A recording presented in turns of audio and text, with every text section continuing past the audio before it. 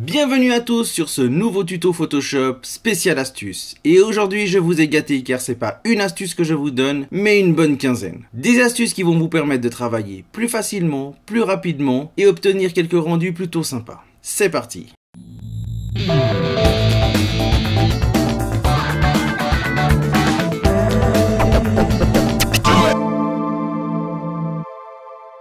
Avant de commencer, si vous aussi vous voulez que j'utilise l'une de vos images pour un de mes tutos, n'hésitez pas à m'envoyer un RAW ou un TIFF de votre RAW à l'adresse mentionnée dans la description. J'en profite également pour vous dire que si vous voulez du contenu supplémentaire très qualitatif, n'hésitez pas à aller voir ma page Tipeee, vous serez étonné. Petite explication avant de commencer, j'ai une infection à l'œil droit, du coup je vois assez flou de cet œil là. Donc si mes démonstrations ne sont pas aussi précises que d'habitude, il ne faut pas m'en vouloir, ce n'est pas parce que je ne le fais pas précisément que cela ne fonctionne pas, bien au contraire. La première astuce est un indispensable en retouche. Quand on fait plusieurs piles de calques, des fois on a envie de savoir ce qui se trouve sur un calque précis. Pour ce faire, au lieu de tous les désélectionner à la main puis tous les résélectionner quand on veut remettre le tout en place, il suffit d'aller vers l'œil ici, d'appuyer sur Alt et de cliquer. Ce qui va sélectionner uniquement le calque que l'on a décidé. Quand on a vu ce que l'on avait à voir, il suffit de retourner sur l'œil, réappuyer sur calque et recliquer pour tout remettre en place. La deuxième astuce, alors celle-là, elle est vraiment super importante. Imaginons que je veux sélectionner le cadran de cette montre. Je peux utiliser l'outil de sélection ici, l'outil de sélection rond d'ailleurs. Ce qui se passe, c'est que quand je vais faire ma sélection, je vais appuyer sur majuscule pour faire un rond parfait. Je vais tirer ce qui va me faire un rond parfait.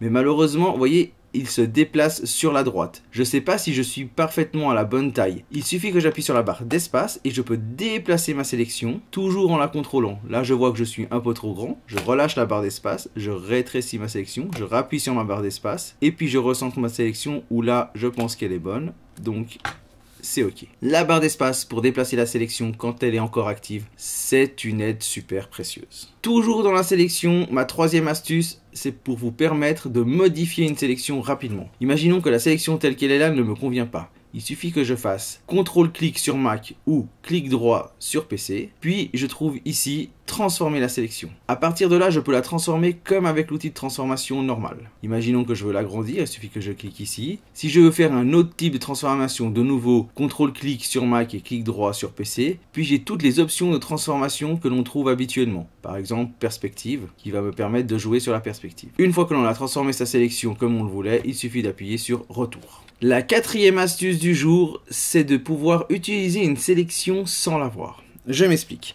Imaginons que je veux peindre l'intérieur de ce cadran. Donc j'ajoute un calque, je zoome un peu. Ce n'est pas le cas dans cette configuration. Mais parfois, le bord de la sélection est gênant pour voir ce que l'on veut faire. Pour pouvoir utiliser la sélection sans voir la démarcation de la sélection, il suffit de faire CTRL H. Et comme on voit, ça enlève le bord de la sélection, mais la sélection, elle reste active. Pour preuve, si je prends un pinceau et que je peins, on voit bien qu'il peint dans la sélection et il ne va pas ailleurs. Si je veux retrouver les bords de la sélection, en toute logique, je refais CTRL H. La sixième astuce est vraiment très sympa. Alors la configuration dans laquelle je vais vous la montrer n'est pas optimale, mais c'est pour comprendre le principe. Imaginons que j'ai une façon très farfelue de changer la couleur d'une montre. Donc je me suis embêté à faire le tour de la montre précisément, puis je l'ai peint en rouge. Je passe mon calque en teinte et me voilà avec une nouvelle couleur de montre. Je me dis à ce moment-là, bah oui, ce rouge ne me convient pas bien, je préférerais un jaune plutôt qu'un rouge. Je sélectionne mon jaune, ici, puis je vais peindre en jaune. Le problème, c'est que si je prends maintenant mon pinceau puis que je peins en jaune, ça va bien peindre la montre en jaune, mais ça va déborder partout ailleurs. Donc comme l'idée est de peindre uniquement la zone qui m'intéresse et pas partout ailleurs, ce que je peux faire, c'est cliquer sur ce petit bouton et ça va protéger les pixels vides. Ce qui veut dire que quand je vais peindre sur la montre, il ne va peindre que les pixels actifs. Ce qui va me permettre de ne toucher que la montre dans ce cas-là. La prochaine astuce, qui cette fois est vraiment la 6, puisque celle d'avant c'était la 5 et j'ai très mal compté, pardonnez-moi. Donc la prochaine astuce est très utile quand on a fait un travail et que l'on doit reporter sur un autre calque. Je m'explique. Comme vous pouvez le voir, la montre est détourée et donc peut être mise sur n'importe quel fond. Ce que j'ai fait, c'est que j'ai mis un fond noir, un halo bleu, puis j'ai harmonisé le bracelet avec un autre calque de réglage. Maintenant, imaginons que je veux transporter tout ça ici. J'ai deux façons de faire. La première serait de sélectionner les calques, un par un, puis de venir les glisser sur l'onglet montre et les poser ici. Le problème, c'est que comme on le voit, même si je remets la montre au bon endroit, c'est qu'ils ne sont pas parfaitement positionnés comme je le voulais. Évidemment, quand j'ai déplacé, il a arrêté les calques là où j'ai arrêté ma souris. Alors, comment faire pour déplacer tout un groupe de calques sur un autre fichier en les positionnant parfaitement bien comme il l'était à l'origine? Pour ce faire, rien de plus simple. Donc, on sélectionne les calques ici de la même façon. On fait CTRL-clic sur Mac ou clic droit sur PC. Puis, on va dans dupliquer les calques. Ici, il suffit de choisir là où on veut les dupliquer. Dans mon cas, c'est montre PNG. Je fais OK. Si je vais ici, je vois qu'il a dupliqué tous les calques. Et si je remonte le calque de la montre au bon endroit, on voit que c'est parfaitement bien placé. La prochaine astuce est un peu dans la même idée. Ici, j'ai fait plusieurs calques de réglage pour donner un aspect spécifique au rendu de cette montre. Mais imaginons que pour une raison ou pour une autre, j'ai besoin d'enregistrer uniquement le calque avec le détourage. Il me suffit de venir ici, CTRL-clic sur Mac ou clic droit sur PC, puis choisir Exporter sous. Et on voit ici la boîte de dialogue qui s'ouvre. Si j'avais plusieurs images, imaginons que j'ai eu plusieurs versions de la montre dans la même pile de calques, tout ce qui n'est pas calque de réglage, il m'aurait mis une liste ici avec toutes les images qu'il pouvait exporter. Dans mon cas, il n'y a que la montre détourée qui est exportable en format PNG. Il suffit alors de cliquer sur tout exporter, la boîte de dialogue d'enregistrement habituelle va s'ouvrir et on a enregistré que le calque qu'on avait besoin. Et s'il y a du multicalque à enregistrer, on peut les enregistrer soit individuellement, soit en choisir un seul unique, ce qui permet d'enregistrer individuellement les étapes de son travail, par exemple pour les présenter à un client. Nous voici donc à la 8e astuce. Alors, comme vous le savez peut-être, quand vous êtes sur un outil, imaginons que je suis sur l'outil pinceau, vous pouvez appeler n'importe quel outil temporairement en maintenant la touche. Le meilleur des exemples est l'outil zoom. Si j'appuie une seule fois sur Z, ce qui va se passer, c'est qu'il va mettre mon outil zoom, donc je vais pouvoir zoomer et dézoomer dans l'image comme je veux, puis si je veux retourner sur l'outil pinceau, je vais devoir refaire B. Par contre, si je maintiens le Z, je fais mon mouvement puis je lâche, je retourne sur mon pinceau. Cette technique fonctionne absolument pour tous les outils. Du pinceau, je peux passer à l'outil plume, faire une sélection, puis je lâche l'outil plume et me voilà avec l'outil pinceau de nouveau. Si je fais mon contrôle Enter, j'ai ma sélection, donc je peux venir peindre ma sélection, aucun problème. Avec l'outil zoom, si je zoome ici par exemple sur la marque, je peux me déplacer en utilisant la main en appuyant sur espace. Mais imaginons que je veux me déplacer rapidement à un endroit tout en gardant l'effet de zoom. Il me suffit alors d'appuyer sur H, puis bouger et aller sélectionner la zone sur laquelle je veux rezoomer. Si je recommence, on peut se rendre compte qu'il va mettre un rectangle qui montre le taux de zoom. Alors par exemple, je retourne sur ma marque. Si je zoome encore plus en avant, que je rappuie sur H, on verra qu'il aura réduit ce carré. Dans le sens contraire, si je réduis mon taux de zoom et que je rappuie sur H, il va grandir le carré qui nous donne donc le taux de zoom. La prochaine astuce n'est pas vraiment une astuce pour vous aider, mais plutôt pour vous éviter de vous prendre la tête. C'est quelque chose qui est arrivé à beaucoup de personnes qui utilisent Photoshop. Alors comme vous pouvez le voir, je suis sur l'outil pinceau. Donc je peux peindre n'importe où, c'est l'outil pinceau. Donc l'outil pinceau, de l'aspect habituel, c'est celui-ci. C'est-à-dire qu'on voit la taille du pinceau. Si je l'agrandis ou si je le rétrécis, le cercle agrandit et rétrécit avec. Si je le durcis, le cercle devient plus dur. Mais parfois, on arrive sur Photoshop et notre pinceau a cette tête-là. Alors inutile d'aller voir partout dans les réglages, la seule chose qui s'est passée, c'est que vous avez bloqué la touche majuscule. Alors quand vous bloquez la touche majuscule, officiellement ça donne de la précision aux outils. Donc on voit, on a un réticule très précis pour aller voir exactement là où on va peindre. Personnellement, le réticule très précis, je l'ai mis dans les options du pinceau au centre. Pour ceux qui ne savent pas comment faire, je vous invite à aller checker ma vidéo sur l'outil pinceau qui vous explique comment le configurer. Bref, si vous arrivez un jour sur votre Photoshop et que l'aspect du pinceau ou tout autre outil vous semble bizarre, allez voir si la touche majuscule n'est pas bloquée. Alors la prochaine astuce très sympa, c'est le changement rapide de couleur. Alors il y a deux façons de faire pour un changement rapide de couleur. Dans ma configuration, je peux aller checker ici. Donc au moment où je vais mettre ma souris dans la partie qui se trouve là, je vais pouvoir sélectionner une couleur. L'avantage c'est que c'est rapide, le désavantage c'est que c'est pas précis. Si je veux quelque chose de rapide et de précis, l'astuce qui tue, c'est Shift Alt Commande clic sur Mac ou Shift Alt clic droit sur PC. Qu'est-ce qui se passe si je fais Shift Alt Commande clic, me voici avec le super sélecteur de couleurs. Ici, je sélectionne la couleur de mon choix, par exemple un joli violet, puis là, j'en sélectionne l'intensité. Hop, allez, voilà, un rose bien puissant. Et voilà comment sélectionner une couleur très rapidement en un clic sans avoir besoin de passer par la boîte de dialogue là ou celle qui se trouve ici. On peut changer l'aspect du sélecteur de couleurs. Ici, j'ai choisi celui en cercle et de taille moyenne. Pour en changer l'aspect, il suffit d'aller dans les préférences générales et ici, on voit sélecteur couleur UHD, puis on a plusieurs façons de le prendre, hein. Donc roux teinte grande, teinte moyenne, bande teinte grande, teinte moyenne. Par exemple, on va prendre bande teinte moyenne, je fais OK, et si maintenant je fais ça, donc on voit qu'ici on a la bande et puis là notre sélecteur de couleurs plus précise. Personnellement, je préfère la version ronde, donc c'est ce que je vais remettre tout à l'heure. Toujours dans les petites astuces du jour, un truc qui est très sympa, c'est l'outil pipette qui nous permet d'aller chercher une couleur n'importe où. Et quand je dis n'importe où, c'est n'importe où. Si je veux choisir le blanc qui est là, je peux. Si je veux choisir le bleu qui est là, je peux. Si je dézoome sur l'image et que je veux choisir le gris qui se trouve là, je peux aussi. Mais ça va plus loin. Si je rétrécis la page ici, que je ramène ça ici, donc on voit que là je suis sur mon navigateur. J'ai pris le site d'Adobe Color, j'aurais pu prendre n'importe quelle image. Et donc si je reviens ici et que j'utilise ma pipette, donc si je clique pour sélectionner la couleur, que je me déplace et que j'arrive sur le site, et ben je peux choisir une couleur qui est sur ce site internet. Mais sur ce site internet, comme n'importe quel autre site, je veux dire, je peux choisir une couleur qui est sur une autre fenêtre. Donc imaginons que vous ayez un document en arrière-plan sur lequel vous voulez travailler, puis que vous voulez choisir ce document, ou une photo qui est sur internet, mais vous n'avez pas envie de l'enregistrer pour récupérer la couleur, aucun problème. Il suffit donc de prendre la pipette, cliquer pour sélectionner la couleur, se déplacer jusque sur la prochaine fenêtre, et puis on peut aller choisir la couleur de notre choix dans une autre fenêtre. Si vous ouvrez un JPEG directement sur Photoshop, par exemple pour l'intégrer dans un compositing, et que vous trouvez que la balance des blancs n'est pas correcte, il y a un moyen ultra rapide de la refaire, c'est d'utiliser le filtre Camera Raw. Alors attention, petite prévention. Avant d'utiliser Camera Raw, je vous invite à transformer votre calque en calque dynamique. Pour ce faire, il suffit d'aller ici, CTRL-clic sur Mac ou clic droit sur PC, puis convertir en objet dynamique. Une fois qu'on a fait ça, on va dans Filtre, Camera Raw,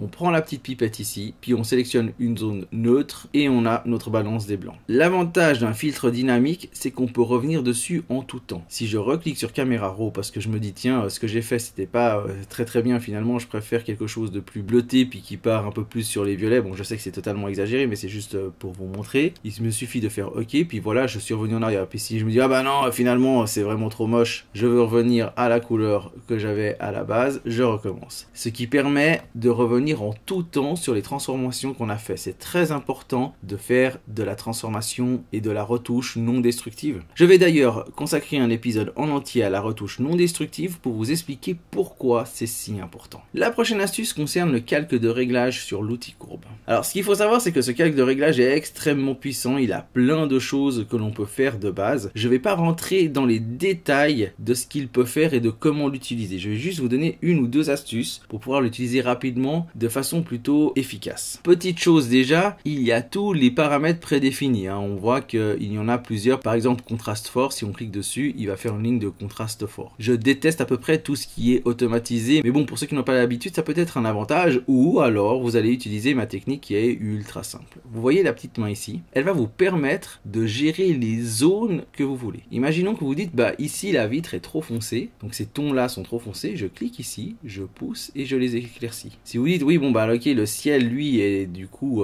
un peu trop clair, je vais dans le ciel et je baisse. Puis si vous vous dites, bah tiens, finalement j'ai été un peu trop loin, donc parce que j'ai perdu du contraste, je peux venir, je rebaisse un petit peu. Puis si vous dites, ouais bon bah les tons moyens, eux, j'aimerais bien aussi les monter un petit peu pour avoir un peu plus de contraste. Et, puis finalement le rouge de cette très belle Lamborghini en a pris un coup, donc je vais dans RVB, je choisis les rouges, puis je vais remonter les rouges. Ah, donc j'ai fait une courbe ultra complexe, hein, qui est très moche, hein, parce que le ciel reste rouge, mais enfin c'est juste pour vous montrer qu'on peut vraiment travailler par zone, et puis sur toutes les couleurs, hein. Donc par exemple là je peux aller descendre les verts, et puis là monter les bleus dans le ciel. Ça donne quelque chose d'absolument horrible, le résultat est affreux, mais c'est pour vous montrer qu'on peut travailler point par point là où on le désire grâce à cette petite main. Si tout ce que vous avez fait est absolument horrible, vous pouvez cliquer sur la petite flèche ici qui revient en arrière. Si de vous-même vous avez voulu faire quelque chose, par exemple de contraster, donc vous avez fait une petite courbe en S, hein, donc vous avez descendu les noirs, puis monté un peu les tons clairs, et puis que vous dites ah bah non finalement ce point là non je le veux pas, il suffit de venir le sortir, donc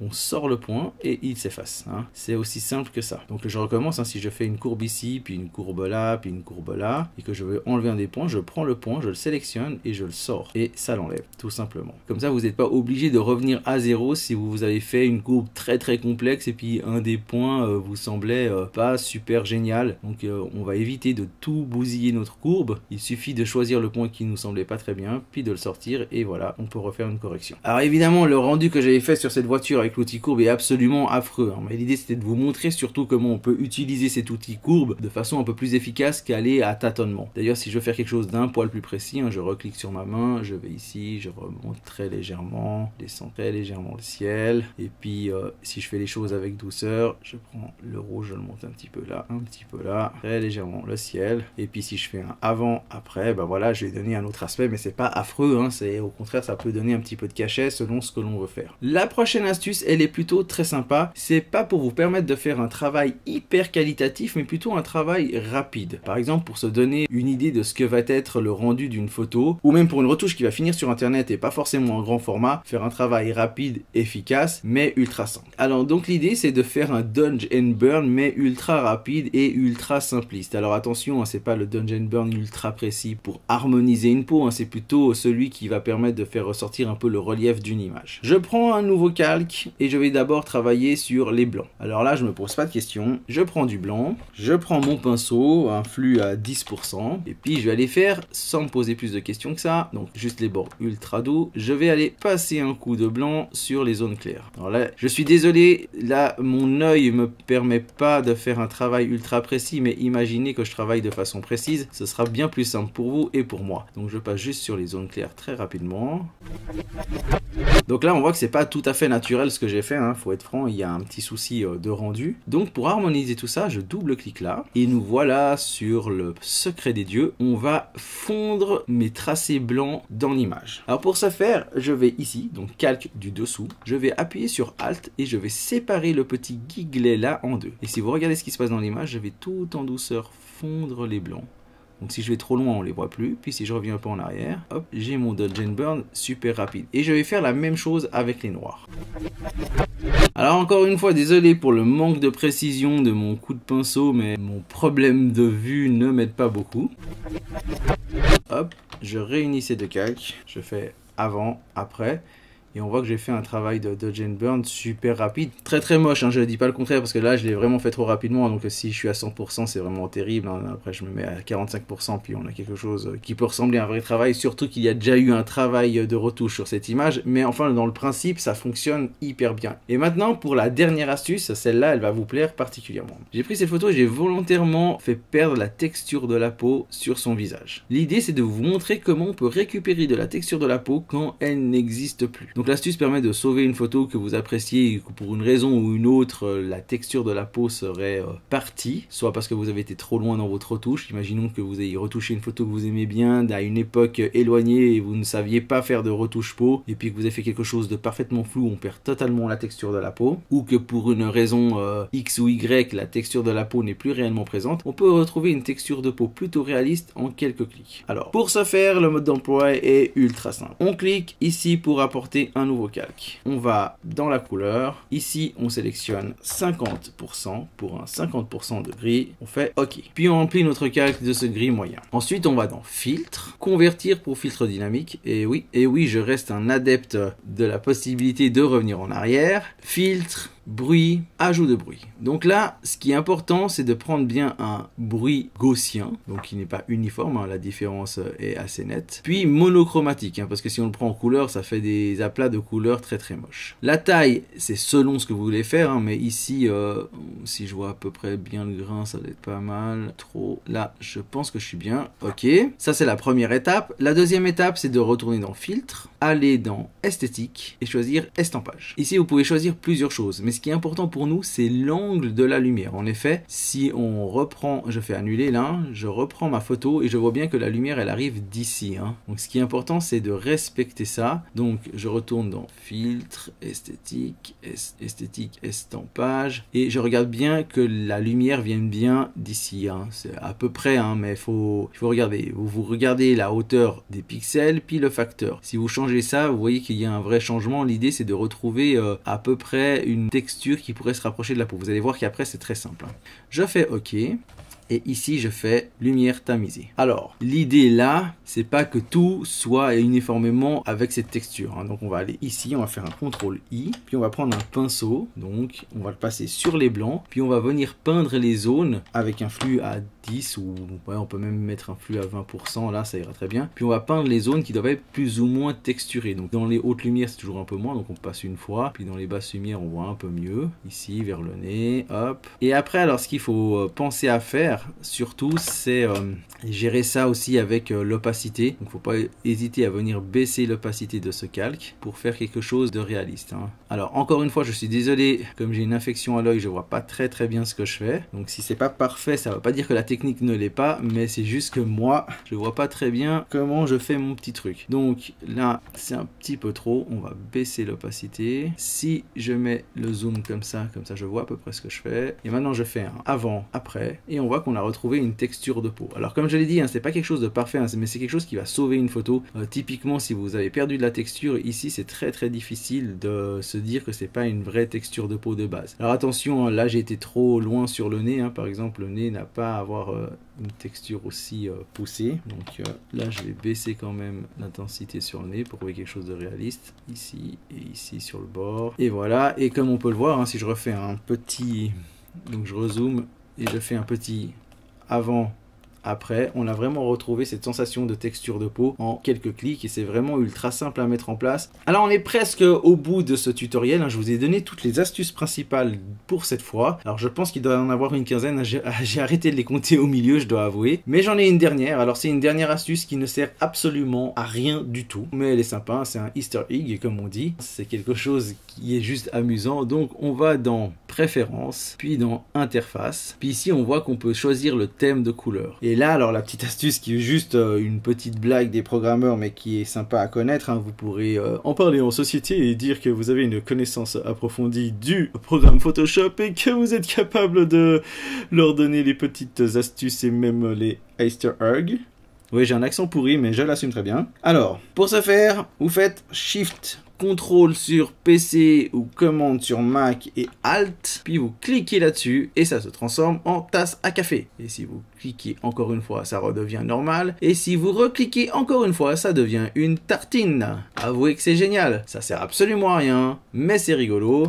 Donc vous pouvez avoir des tartines à la place des couleurs ou des tasses à café selon votre humeur. Ça peut être marrant. Donc nous voici au bout de ce tutoriel qui, j'espère, vous aura plu avec toutes ces petites astuces. Si l'idée d'avoir plein de petites astuces comme ça vous plaît et que vous en voulez d'autres, faut surtout pas hésiter à me le dire en commentaire, soit dans l'article du blog, soit dans les commentaires sous la vidéo, parce que je me ferai un plaisir, hein. Il y a plein d'autres petites astuces pour travailler rapidement, de façon efficace. Donc vous voyez que les astuces que je vous ai données là, il y en a pas mal qui peuvent vraiment vous rendre service au cours d'une retouche, et puis qui sont pas forcément connus de tout le monde. Donc moi je me ferai un plaisir de vous faire d'autres tutos avec une dizaine ou une quinzaine d'astuces comme ça qui vont vous permettre de travailler de façon plus optimale, on va dire. Dans tous les cas, j'espère que ça vous a plu. Je vous invite à vous abonner, c'est vraiment super important parce que c'est ce qui me motive à faire un tutoriel chaque semaine pour vous, même quand j'ai une infection à l'œil. Je vous invite également à mettre un pouce bleu si vous avez apprécié ces astuces. Je vous rappelle très rapidement que si vous voulez du contenu supplémentaire qualitatif, allez checker ma page Tipeee. Sur ce, je vous dis